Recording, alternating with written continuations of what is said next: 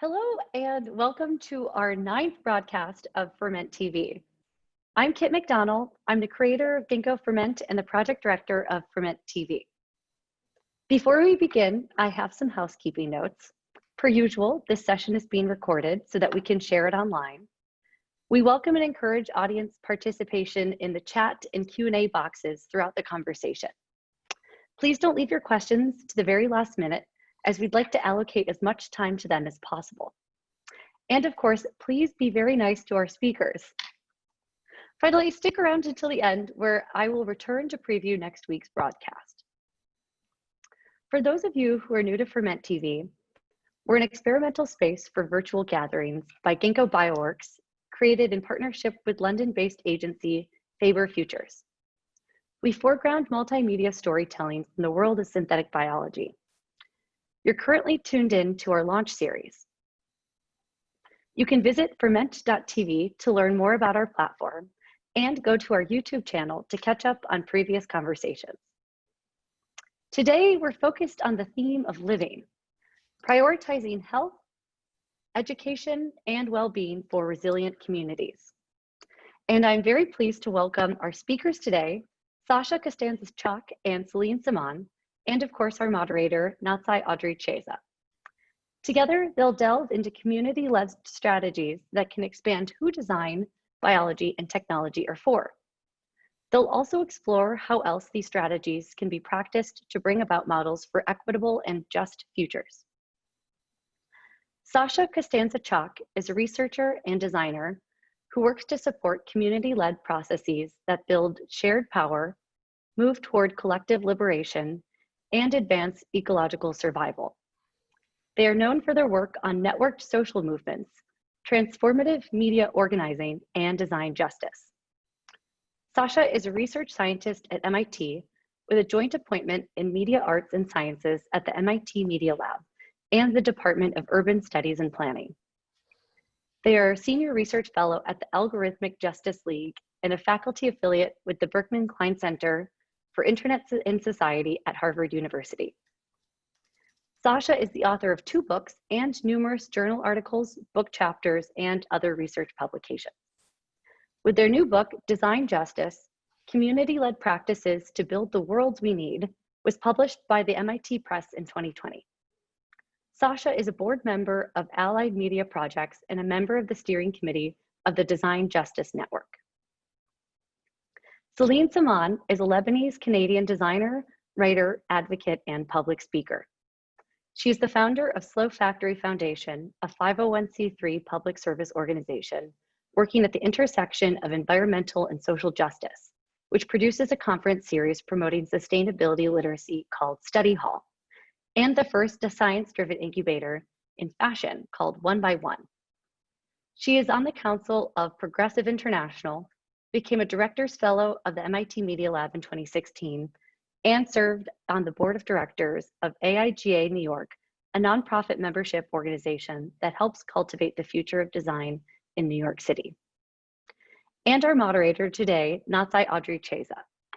Natsai is a Zimbabwean-born London-based designer, entrepreneur, and storyteller, whose practice is deeply committed to nurturing co-designed, equitable, and biodiverse futures. She is co-founder and CEO of Faber Futures, an award-winning design agency that operates at the intersection of nature, technology, and society. I'm very excited about this conversation today, and I will pass it on to Natsai. And I think that Natsai is muted. There we go. Thank you so much, Kit, for the introduction. And I am so excited to be able to talk with you, Sasha and Céline. Thank you for your generosity today to give this conversation time and space. I have too many questions. And just before this, I was still editing them down. I think we could talk for hours. So I would love for us to just jump straight in. And I thought, and especially for those who have been coming to our weekly broadcast, that I might start by making reference to the broadcast that we had last week, where we had Lisa White and Chris Wobikin and Elliot Montgomery from the Extrapolation Factory, sharing really the origins of futures thinking. And I think right now, you know, and when we think about Ferment and how it was conceived, we are really interested in the future. And we are interested in how we build better futures. So we've been exploring how different people are operating to bring these about. And it was interesting to hear from Chris and Elliot about the origins, say, of future studies as they relate to speculative design, and the kinds of sort of iterative tools and methods for participatory design that they employ. And I think that what was so interesting was they're sort of highlighting that the futures that they're extrapolating through their studio and pedagogical practices are not necessarily instigated by a morality clause, but rather through the need to envisage many kinds of future possibilities, many kinds of alternatives, say, for their clients. But it seems to me that the premise of design justice as theory and in practice is that technology and therefore the future can and should be designed for an outcome that can expand the alternative, perhaps into the domain of the equitable. In other words, how do we use design to create conditions for human and non-human flourishing? Because we also understand that design that doesn't do this can cause a real cost to life. So I'm very interested in how we start to bridge participatory design with design justice.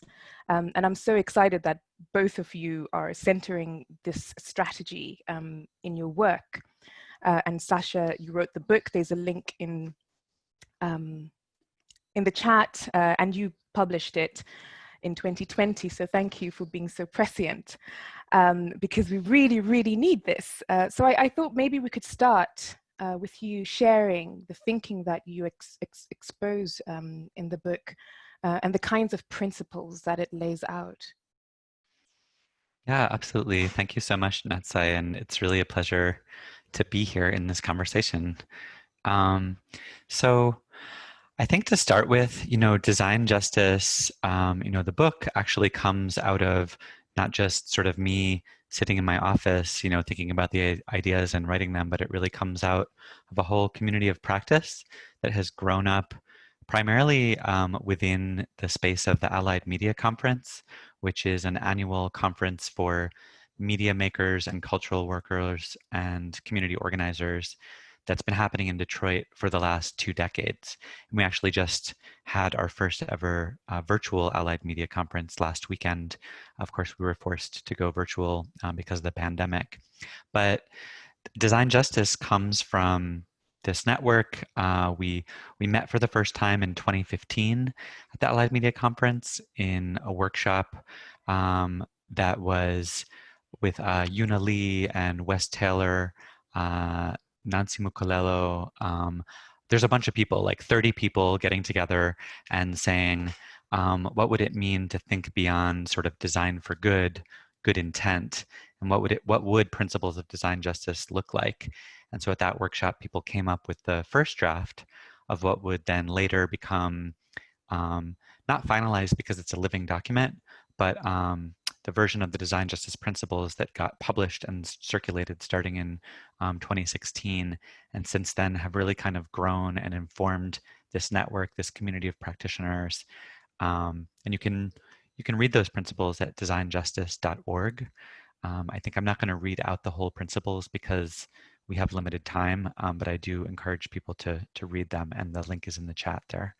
So design justice is, first of all, to me, it's a growing community of practice that aims to ensure a more equitable distribution of design's benefits and burdens, more meaningful participation in design decisions, and recognition of community-based, indigenous, and diasporic design traditions, knowledge, and practices. And of course, it draws a whole lineage through participatory design.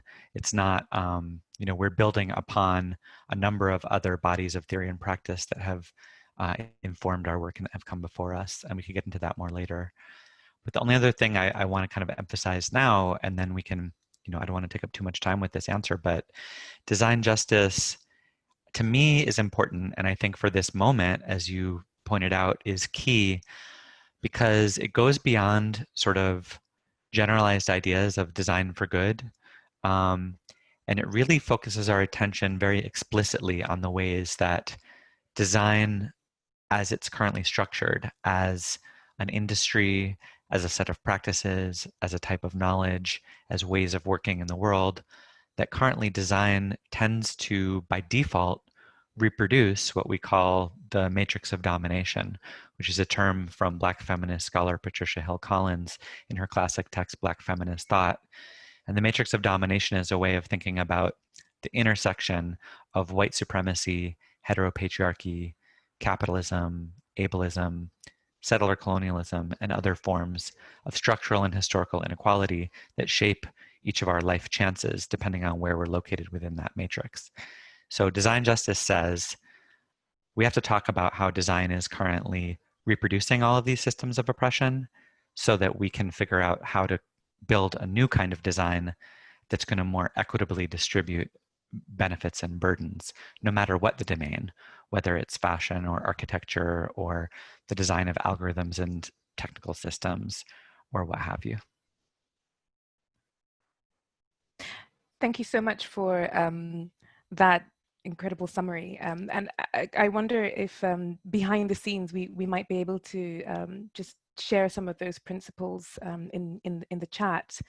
Céline, you are already working to so many of those principles through the Slow Factory and all of its endeavors. I wonder if you could tell us a little bit about your journey and how you came to build Slow Factory into this platform that is actually instigating these very actionable pieces. Thank you. First, I would like to thank you, Natsai. Thank you, Sasha. This is very humbling, and I'm honored to be in this panel with you all. You know, our approach is very much rooted in open knowledge. And when I say open knowledge, it's very much what I have been going through throughout my career to exist and to build the type of platform body of knowledge that I work with. So, for instance, you know, this idea that design, well, first, we work at the intersection of social and environmental justice. And so we have been working on this intersection for over a decade. Prior to that, through technology, through access to information, open knowledge, peer-to-peer education, you know, digital literacy, access to information in several countries where we lobbied, we worked really, really hard to have, do you guys hear me okay? Because I only see Natsai. Yeah? Okay. And so this access to information is key in this idea of dismantling these oppressive systems that for us, we've observed that have been designed to support, you know, the current economic and political structures. So the work that we do is a lot about highlighting these systems through design thinking, of course, through information design, through this idea of open knowledge, peer-to-peer information, where we use several tools like mapping and you know, information design, but also embracing indigenous knowledge and traditional indigenous, you know, information and knowledge that exists, Eastern philosophies. I personally come from Lebanon. My work has been very much an intuitive path, if you will, that hasn't been supported by institutions up until my fellowship in 2016 with MIT Media Lab, but has been outside or constructed and built outside of all institutions. Hence why we at Slow Factory are very, you know, very strong in our position on open knowledge, on peer-to-peer education, and on this idea of, equity-centered design, but through the lens of the public, from a public's perspective, from a community-centered approach. My work has been around articulating and translating the relationship between fashion and politics, fashion and colonialism, the colonial trade routes that exist today. Colonialism is not a thing of the past. It's an economic reality. It's a political reality. Prior to that, I had a live about the situation in Lebanon. What's the relationship between the situation in Lebanon and fashion? When we know that over 80% of our wardrobe consists of polyester, essentially, and polyester is a byproduct of oil, of petroleum-based materials. And when we trace that route back to where this material comes from, then the geopolitics, the power dynamics between the East and the West come to life. And they are just much more understandable, since they are things that are in direct relationship to what we consider cultural items, like, let's say, for instance, a flight jacket or a bomber jacket. When we understand that this flight jacket and bomber jacket that is worn by the press, worn by the military, is made from is a byproduct of colonialism, if you will, then we start creating these intersection, weaving in these stories between hard data and empirical data.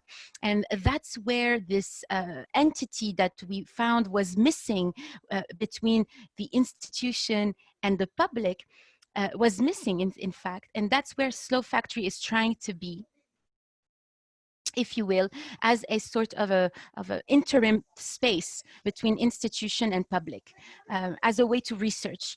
It's a bit like a lab. It's also structured like a lab, where we facilitate and center research at the heart of what we do.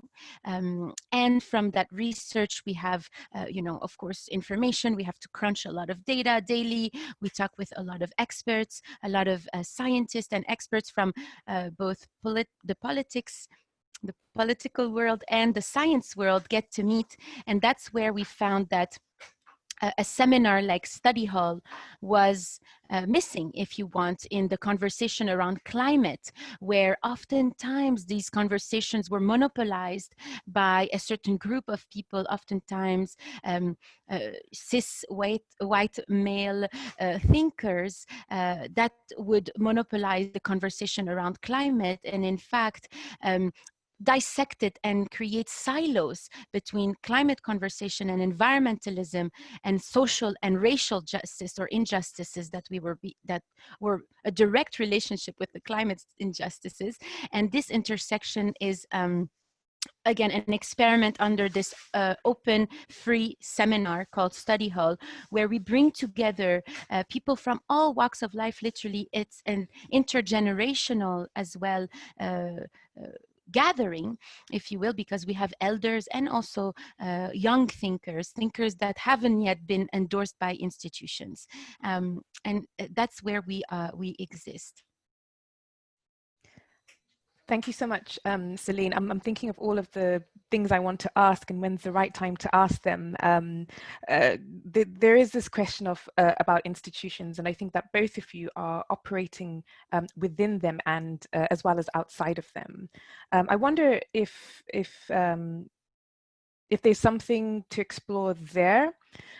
Next to this question on communities and the kinds of communities that you affiliate with, that you're trying to build, right? So can we draw those two things together?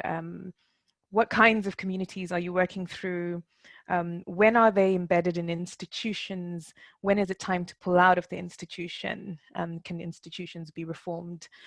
Sasha, maybe you can start. That's a lot of questions. So, and that's good because I have a lot of questions, about the last part of what you were saying. I think, institutions, of course, institutions are important. They structure our lives, they structure education, they structure everything. And so part of what, to me, is actually quite hopeful and inspiring about the current moment that we're living in is I think that the Black liberation movement in its current moment, in the current iteration, that was really, triggered by, the moment that we're in now is a moment of pushing for institutional transformation beyond symbolic actions, beyond saying, everybody's putting up on their webpage, Black Lives Matter. Everyone's saying, yeah, I don't think that it was just for George Floyd to be killed or for Breonna Taylor to be killed. But what we need to do, and what I think is happening that's inspiring, is people in every different domain are really pushing institutions to like figure out, how are they going to not only shift the optics and shift their statements, but what is the plan for institutional transformation to help end anti-Blackness, to help end white supremacy.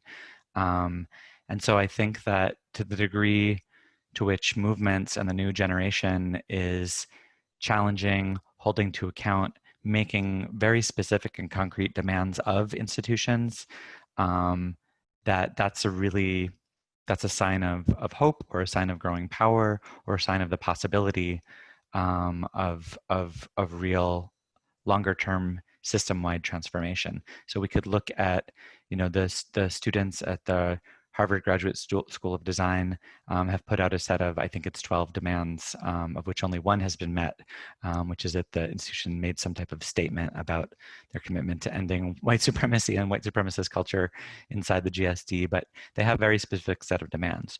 Or you could look at the set of demands that were made by Design as Protest, which is this sort of coalition of mostly architects and urban planners that were pulled together by a bunch of people, including Mitch McEwen, architect, Brian Lee from Colloquate Design, and there's a whole collective, a whole group called Design as Protest, and they put out these design justice demands, basically calling on the institutions of architecture to make really specific commitments to transform everything from the way that architecture is taught, to making commitments to not participate in carceral architecture, and in building more jails and prisons.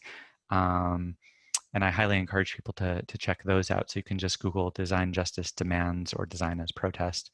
Or maybe we could drop that in the, great, thank you. So that link is now in the chat as well.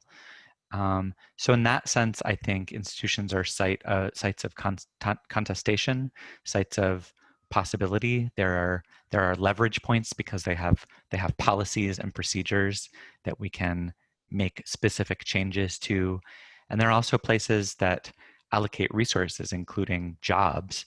And so one of the key things, right, is to say we want the people who get paid to do professional design work, whether it's in the private sector, the public sector, academia, we want that space to look more like the global population. And to get there, these institutions need to all recognize that they have a problem, and they need to set specific targets and dates by which they want to make a shift happen. And then that helps inform a strategy for actual change. And do you think that there's a mindset that's required to actually do this? I feel like a lot of people realize they have to, but are maybe not quite there yet, institutionally. I mean, for institutional transformation to take place, I think, power concedes nothing without a demand. So people have to organize those demands and present them. And then you have to find, at the same time, institutions are not monoliths. They're composed of people, as well as histories and socio-technical practices and so on that structure them. But really, it's sets of people. So you kind of have to figure out who are the allies at different locations within the institutional hierarchy, and the ones that are supportive of the demands can help you advance them. The ones that aren't quite sure have to be talked to and organized so that they can get on board.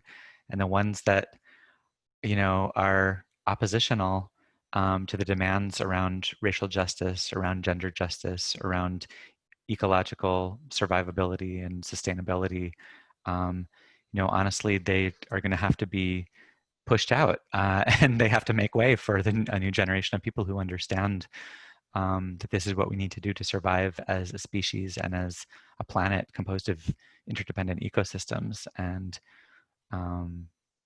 so, yeah, I'd say it's about identifying allies and growing the community of people, not just within one institution, but in networks of people that actually at this point are planetary in scale, of people who are communicating and organizing, articulating demands, and figuring out strategies to advance them. And I think in design fields, in different design professions, as well as in design spaces and practices that aren't necessarily always recognized as capital D design, I think that these shifts are happening right now, and we kind of have a window, or you know, we could talk about it as a portal that's been opened on the one hand by the pandemic, and at the same time by the movement for Black Lives. And as far as we can advance through that portal together, we have a sort of a generational opportunity to make those types of shifts right now. Thank you, Sasha. Céline, can you share with us how you are building community and with whom? I echo what Sasha said. Of course, it's identifying allies. But I would say also that the civic duty that the public has is oftentimes underestimated. And what we've observed is that culture, it plays a tremendous role in shifting strategies within a certain institution. Culture can create action in a lot of ways. You know, I've coined the term fashion activism in the beginning of 2012, 2013, and at the time I was identifying fashion as a medium for social and environmental change, because fashion has such a tremendous role in influence and in influencing people.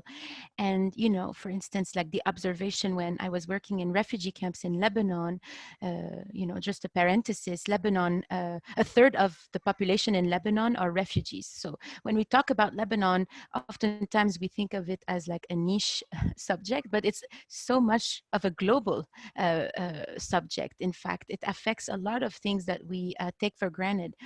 But yes, when I was working in refugee camps in Lebanon, I was surprised to see the amount of refugee children that were mimicking or wearing street styles that I would see in New York City. And this idea of fashion as a global movement, if you will, or as a medium for global movements, was where I observed that there would be, if we were able to organize ourselves, a way for us to leverage the power that fashion has in influencing and changing and shifting institutions. And the fashion industry is not just an industry around frivolous demands, you know, like, first of all, we can't walk naked, so that's an illegal thing in most countries. So that's why we would be, you know, it's an advantage to look at fashion as an accessible form of expression, as a democratized form of expression. Everyone's a fashion designer. If you ask anybody, they would tell you so.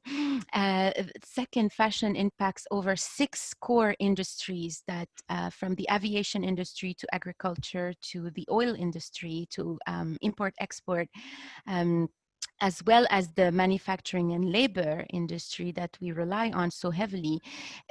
Fashion felt like one industry that would hit several ones at the same time. So the way that we approached it was through culture. Just to answer your question very quickly, the way that we look at change is through culture, through information, and giving access to this information, translating complex issues to the general public, making the general public a part of the conversation. I think that we've seen that with the rise of the information age in the beginning of the 2000s, where suddenly we realized that the institution was not able to provide the type of jobs. Guys, can you hear me? Because I don't see Natsai anymore, and she's my cue. Okay. The institution wasn't able to provide the types of jobs that the industry needed with the rise of the information age. And that's where open education, peer-to-peer information and education started to blossom with this, this accessibility, this what we call literacy, digital literacy, that became such an empowering tool, even a core empowering tool with the Arab uprising in around that same time, 2011, I believe.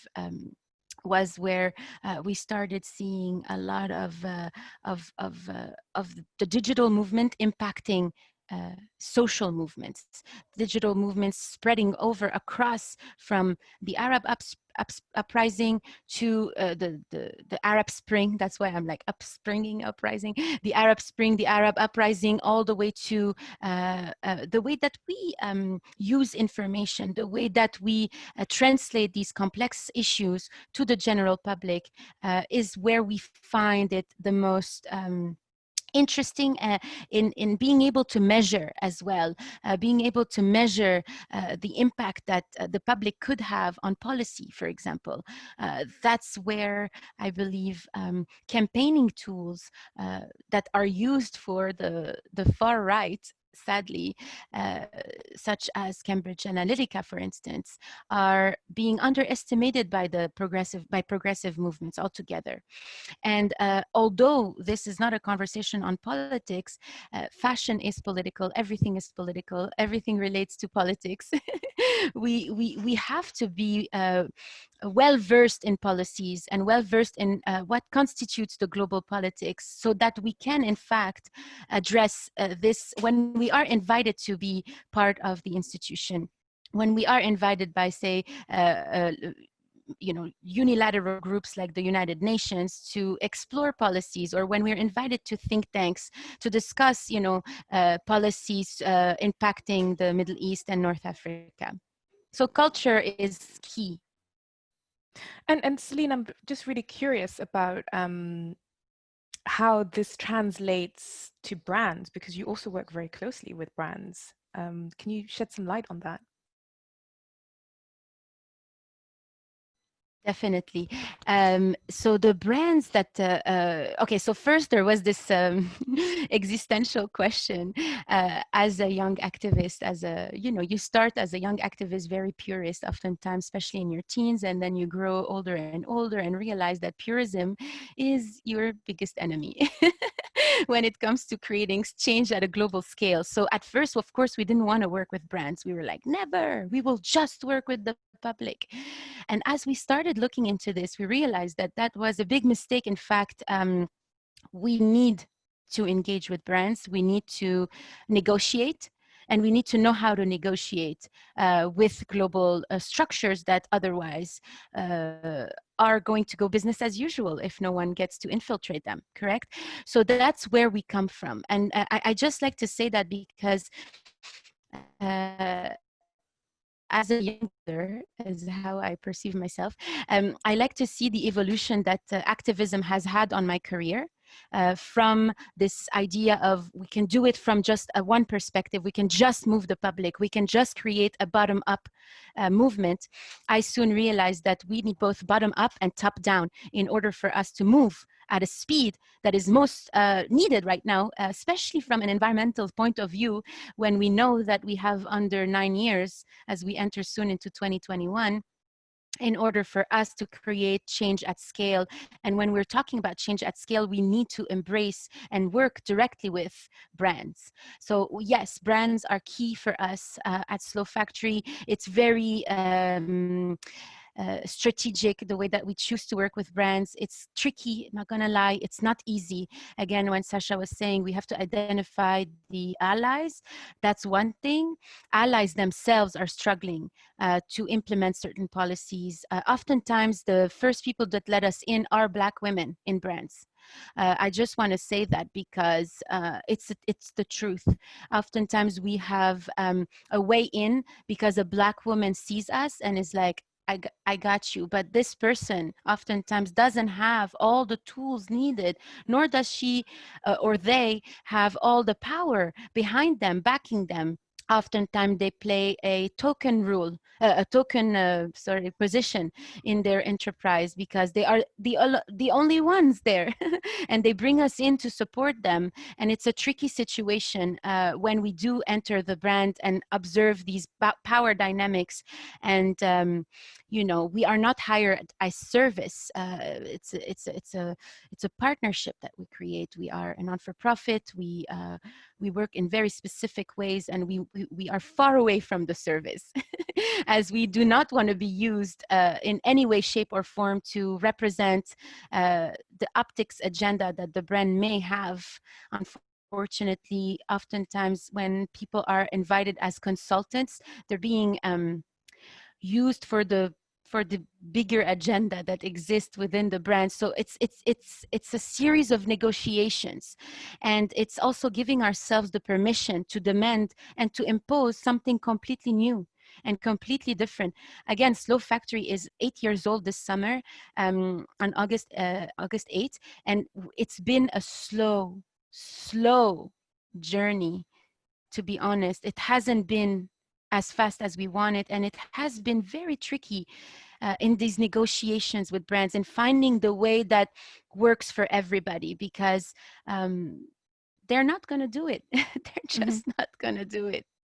And I think it's so helpful to hear from you as somebody who has been trying to change the old as well as trying to build the new. And I think this is why we've asked you to share this this insight with us, because we're here talking essentially about biotechnology, and I think both of you represent knowledge that exists already. You know, people say, oh, when there's a crisis or when there are big questions, it's the ideas that are already swimming around that get picked up. So I kind of want to segue a little bit, and I'm clocking a question from Jess asking that question. What does this have to do with biotechnology? It's got a lot to do with it. And it's got a lot to do with it. And I want to share this quote from Yuval Noah Harari. I read this a couple of years ago. He's writing in Homo Deus. And it just hit me. This very kind of very straightforward statement. He writes, "You may not agree with the idea that organisms are algorithms and that giraffes, tomatoes, and human beings are just different methods for processing data. But you should know that this is current scientific dogma and that it is changing our world beyond recognition."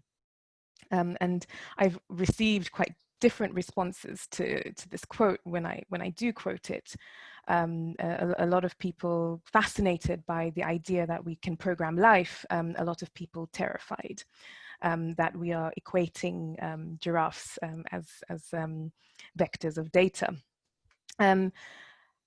So, you know, reading that, I start to think about the ways in which we're already encoding into biological systems, and as biological or biotechnology becomes even more consumer-facing, we're already encoding structural inequities that exist in our society.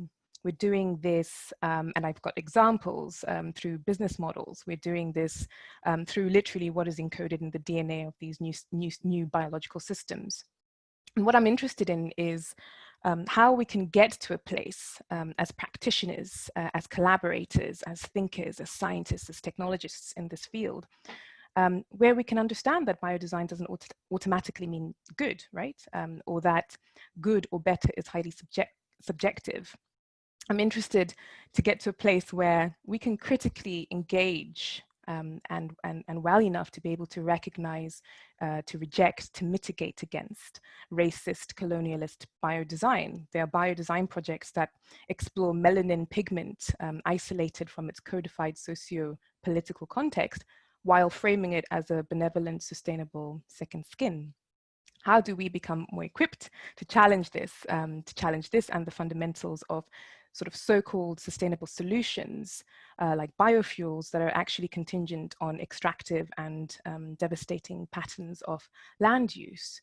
So I come to you, Sasha, as somebody who understands this paradigm through the lens of AI, to ask how we might start thinking about auditing biotechnology for bias. Yeah, absolutely. So I feel like we were talking about this a little bit before, on the prep call. And there are so many sort of ways to approach this question.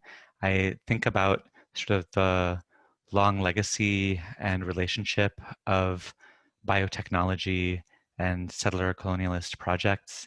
You could think about the immortal life of Henrietta Lacks. You could think about the way that so much of the bioorganisms that have been sort of gathered and sequenced, and that we're now sort of drawing on them, how much of that has been part of an extractive colonial process of researchers sort of traveling the world literally for the last few centuries, gathering different organisms together, and often without the consent or knowledge of the indigenous peoples that they took this stuff from, and sometimes they took the indigenous peoples as well. And so I think, first of all, I would say, how does design justice apply to biotechnology and to synthetic biology and to biodesign?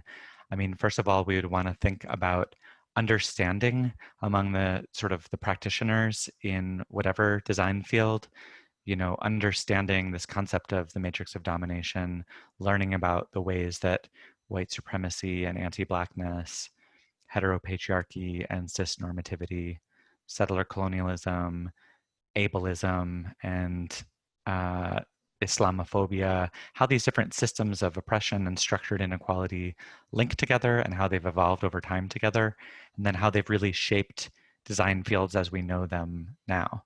And so you're right that my background comes more from other spaces, including work that I'm doing now with the Algorithmic Justice League on the design of algorithmic decision-making systems, computer vision, and machine learning and other areas.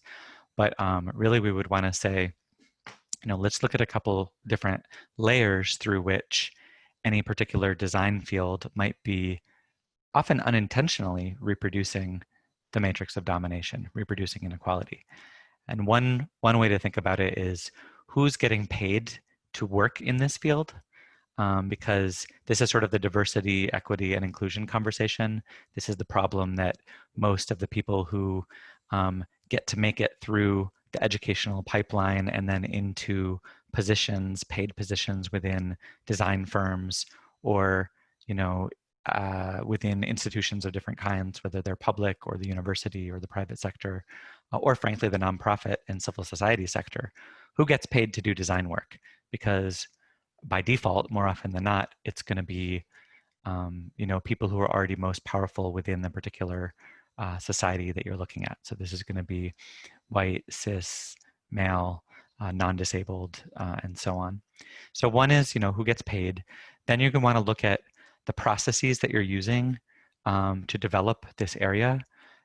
Are they extractive processes?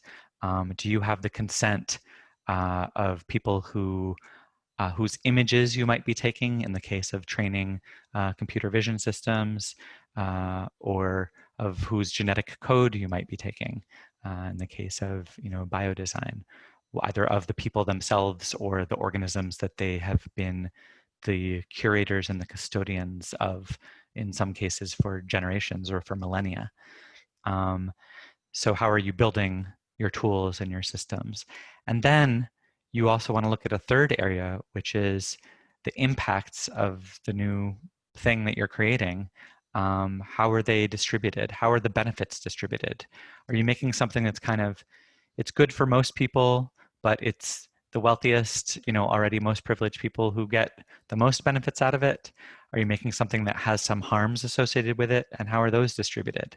In the worst case, you're developing new tools or new objects or new processes that are harming the already most vulnerable and allocating new benefits, new efficiencies, new ease of use affordability only to those who are already privileged within the matrix of domination. And so you have to look at those different layers when you're taking a design justice lens to different domains. And thank you so much, Sasha, for so clearly building that out. Are there any tools that are actually being used in AI that that do this work of seeking out bias so that we can design better AI? Yeah, could you maybe speak to that? Yeah. So something really interesting has been happening in the last couple of years. So I would say that we've been going through a sort of shift in the field where, which is not complete yet, but a couple of years ago, people like Joy Buolamwini and Timnit Gebru with the gender shades work that demonstrated disparity by gender and skin tone in gender classification, computer vision systems, started putting out that work, or Safiya Noble put out her book, Algorithms of Oppression, that looked at sort of search and how search results reproduced harmful stereotypes, in particular against Black women. Most recently, Ruha Benjamin put out her book, Race After Technology. Meredith Broussard.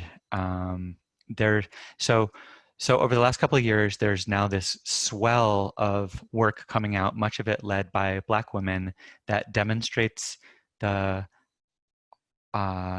disparities and biases that have built into algorithmic systems of different kinds, or Virginia Eubank's book, Automating Inequality, that looks at how automated decision systems around allocating access to government benefits was part of a process of excluding as many people as possible from access to those benefits. And that was a response to the long civil rights movement, actually. But so on the one hand, there's all this work that demonstrates how these systems are biased and harmful. And at first, a lot of people in machine learning or in AI fields tried to deny this, but then as sort of the weight of all the work and evidence kept accumulating, when the National Institute of Standards and Technology conducted their own study of facial recognition technologies and found the similar continued bias by gender and skin tone as the gender shade study, people could no longer deny it. And so then over the last couple of years, there's been a shift to a lot of people, like in the FAT-STAR community, Fairness, Accuracy, and Transparency in Machine Learning. It's an annual conference. So now people are writing a lot of papers about how do we operationalize fairness, how do we build new libraries, how do we develop new tools which will enable us to ensure that algorithmic decision systems are less biased by race and gender, for example. And so that is starting to happen. But I would say that most recently, the cutting edge researchers who are also grounded in social movement work are pushing further and saying, this is not just a technical problem.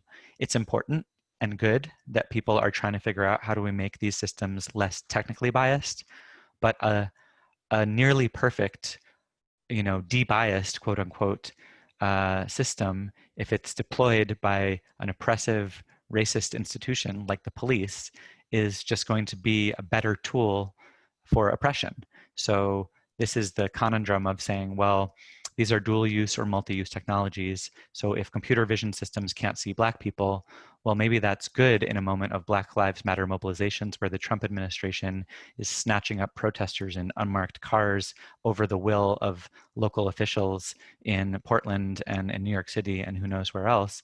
Maybe it's better that they can't as readily get positive matches on people's faces. But at the same time, if it's the same set of tools that are being built into computer vision systems in, I don't know, in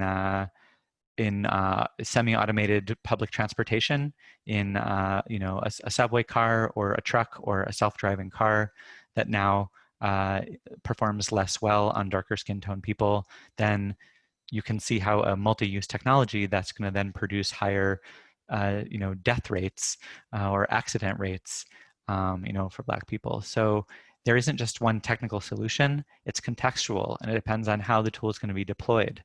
And there are some places where, yes, there's a bright line and we want to say this particular tool should never be built at all. There's other places where we want to push and say we need auditable and demonstrable ongoing, third-party audits for intersectional bias auditing of ADS, algorithmic decision support systems. So it's contextual, it depends, but there isn't one fix. It's not just a technical problem. And I think it gets really messy with nature. Céline, do you want to come in on that? I mean, the idea of context is something we discuss so much within the Slow Factory team. Everything depends on the context. Again, for the person who asked, what does this have to do with biodesign? It's the context in which you are doing biodesign. It would be the way to answer. And having this global perspective is part of the designer's work, whether you're designing biology or you're designing a website or you're designing an algorithm.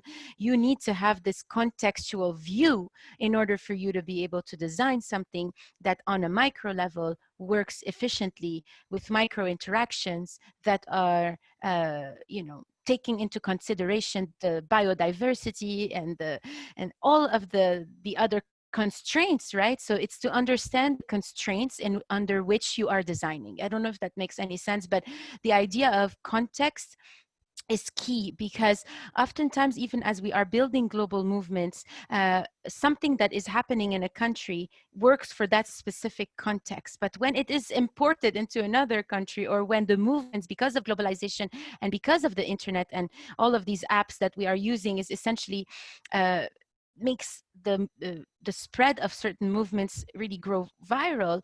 In the case, for example, Black Lives Matter.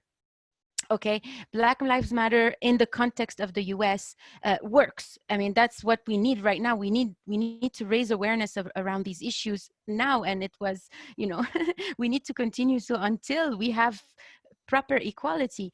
In the case of a global movement like that, and it's spreading across the world, the context can vary, right? Like the context doesn't necessarily travel with the way that the global movement is being transferred from a country to another, and we're seeing a lot of cultural, if you will, clashes between the countries as they adopt certain movements that are coming from the United States. All that to say is that when we are designing, whether we're designing global movements or when we are designing biology, as I said, the idea of a context and how the design may evolve from a context to another is key. So when we are designing, for instance, biomaterials using certain pigments and colors, I don't know, I don't want to hint into what maybe the other question will come next, but the context under which you are building this new material is as important, if not more important, specifically depending on what techniques you are using, whether it's an indigenous technique that you're readapting into a way to preserve the biomaterial that you're creating, or whether it's the pigment itself and where you procured yourself that pigment. The context in which you are building this material is political, and that's why this is related to science. That's why when we are discussing from an anti-colonial perspective, we have to address that we are operating under a colonial structure where everything has been efficiently siloed, so that science is alone without design, and science is completely disconnected from spirituality, for instance. Design is completely disconnected from politics. And when we operate within these silos, we are always working with 50% of our context missing because we absolutely need to repair this we have to create a unilateral way. We have to cross the silos. And that requires a lot of like breaking doors open and smashing walls that have been built for the benefit of the ruling class, for the benefit of white supremacy, for the benefit of control, of exploitation.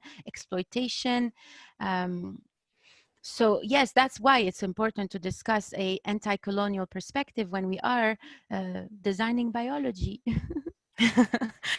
Thank you, and that is such an amazing place for us to end today's session. But before we do, I'm wanting to squeeze in just one more question. I know it's 18:58. How can people contribute to the work that you're both doing? I think that right now, a lot of people want to find community. They want to build it. I think you represent these different models that everybody's talking about or seeking or trying to articulate. How can people get involved? How can people build their own? Absolutely. So in the case of the Design Justice Network, we actually just at the Allied Media Conference that took place last weekend, which was virtual, as I said, but we had a network gathering of the Design Justice Network, and we had people from local nodes from many different locations who are starting to organize regular meetups in different particular cities and local contexts, all sharing back how they're developing a community and applying design justice principles in their own context. And a lot of people are coming from technology design, but also from architecture, from urban planning, from graphic design. There are people who are nurses and hacker nurses, talking about what design justice means in that context. And somebody who is a guitar maker, a luthier, talked about how they're applying design justice principles to creating guitars for people with bodies that are normally marginalized by instrument design. And so I would say connect with Design Justice Network at designjustice.org. We also released a zine, which is how to organize a local node of the Design Justice Network, which is freely available on our website at designjustice.org/zines. And I'll just end with the last thing I'll say. This week, it's the 30th anniversary of the Americans with Disabilities Act. And I think we didn't have time to get into it, but there is a deep connection between the conversation about design justice and disability justice and biodesign. And again, we can't talk about it now, but I think we need to have that conversation because disability under the Matrix of Domination is seen as something that's negative and disposable and should be eliminated because people aren't productive for capitalism. And we need to challenge that and fight back and push back on ideas that are about quote unquote solving disability and that locate disability in individual bodies rather than in a society that doesn't create the conditions for collective access needs to be met. Thank you for that. I am definitely going to buy your book. I already sent a note to my team. Please remember all these links. Definitely to connect with us at the Slow Factory. We are very active on social media.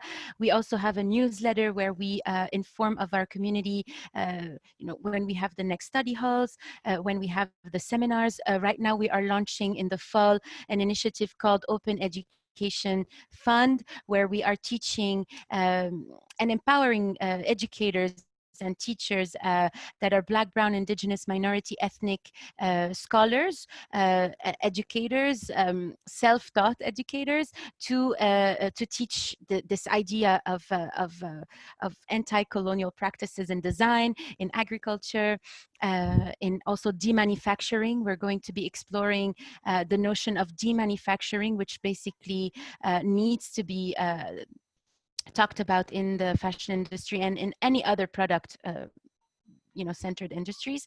And just follow the work that we do online. And if you want to be a part of our newsletter, we have a lot of different free and accessible educational classes and seminars and workshops happening in the fall under the Open Education Fund.